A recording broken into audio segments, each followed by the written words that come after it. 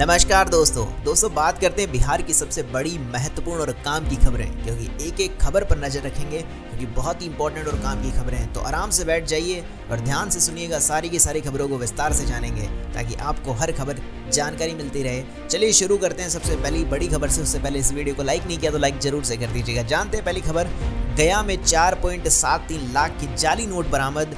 घर में छाप रहे थे नकली नोट, लोकसभा चुनाव में खपाने की थी तैयारी। जी हां, बिहार के अंदर गया जिले में नकली नोट छापने का गिरोह का पुलिस ने भंडाफोड़ कर दिया है और करीब 4.25 लाख रुपए के जाली नोट बना दिए और नकली नोट छापने की मशीन के साथ 2 धंधेबाजों को भी गिरफ्तार कर लिया। वाकई में लोग क्या क्या चीज़ें कर रहे हैं। वैसे नोट बना के उन्होंने छापे और उनके पास 4,73,400 रुपये के जाली नोट और कंप्यूटर, प्रिंटर और काफ़ी ऐसी चीज़ें मिली जिनसे वो नोट बना रहे थे। चलिए बढ़ते हैं, जानते हैं अगली खबर के बारे में। आज के मौसम के बारे में जान लेते हैं। बिहार का जो मौसम है, बिहार में एक बार फिर से ठंड एक बार दस्तक देने वाली है। बारिश भी होगी, मौसम विभाग ने बता दी है एक तारीख। जी हाँ, 21 और 22 फरवरी को उत्तर बिहार के साथ दक्षिण पश्चिमी भाग के जिलों में मेघ गर्जन और वज्रपात के साथ बारिश होने के आसार हैं।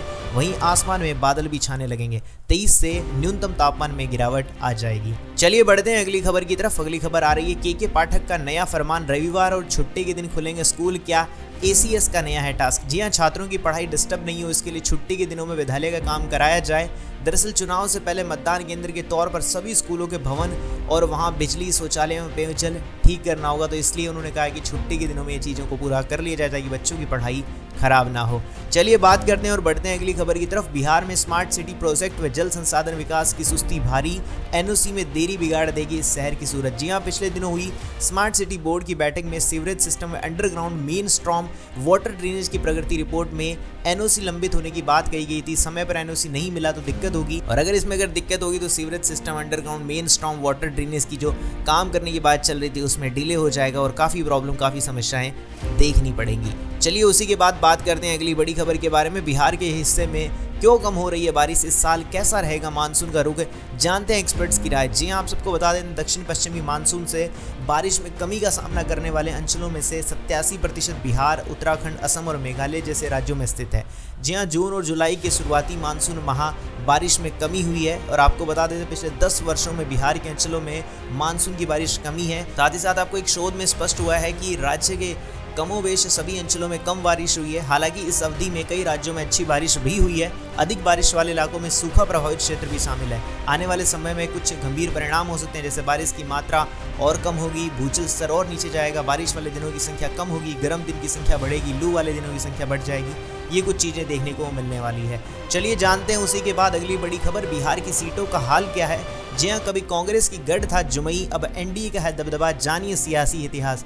जी हाँ, जमुई संसदीय क्षेत्र की अर्थव्यवस्था खेती पर टिकी। अस्तित्व में आने के बाद से अब इस सीट से 8 सांसद चुने गए हैं। कभी कांग्रेस का गढ़ रहा था जमुई, अब NDA का पूरा कब्जा और चिराग पासवान सांसद हैं। चलिए जानते हैं और बढ़ते हैं अगली खबर की तरफ जो रेलवे से निकल कर आ रही है। जी हाँ, बिहार रूट की 16 ट्रेनें कैंसिल, सप्त क्रांति समेत 22 रेल कार डाइवर्ट। जी हाँ, नरकटियागंज से चमुआ और महवल मोतीपुर पिपराहा के बीच डबल लाइन बिछने के चलते अलग अलग तारीखों पर 16 ट्रेनों को 4 दिन तक कैंसिल कर दिया, जबकि 22 के रूट डाइवर्ट कर दिए गए। उसके लिए स्क्रीन पे आपको दिखा दे रहा हूँ, एक बार इनको पोज करके पढ़ लीजिएगा। अगर आप सफर करते हैं तो ट्रेन का सफर चेक करके फिर ही करिएगा। चलिए बात करते हैं अगली बड़ी खबर, जमुई में डायल 112 पुलिस टीम पर उपद्रवियों ने किया हमला, महिला कर्मी समेत 4 जख्मी, 8 को हिरासत में। जी हाँ, जमुई थानागृह से सोनाए गांव में शनिवार देर रात 112 की जो पुलिस टीम है उस पर उपद्रवियों ने हमला कर दिया। हमले में महिला पुलिसकर्मी, गृह रक्षक, सेब के जवान और चालक गंभीर रूप से घायल हो गए। चलिए बढ़ते हैं अगली खबर की तरफ। अगली खबर निकल कर आ रही है, पकड़वा ब्याह का खूनी अंत, ससुराल पहुंचाने गए पिता और भाई की बेटे समेत गोली मारकर हत्या कर दी। जी हाँ, सबसे बड़ी चीज देखने को मिल रही है। आप सबको पता है कि पकड़वा ब्याह करवा दिया जाता है, जबरन शादी होती है एक प्रकार से।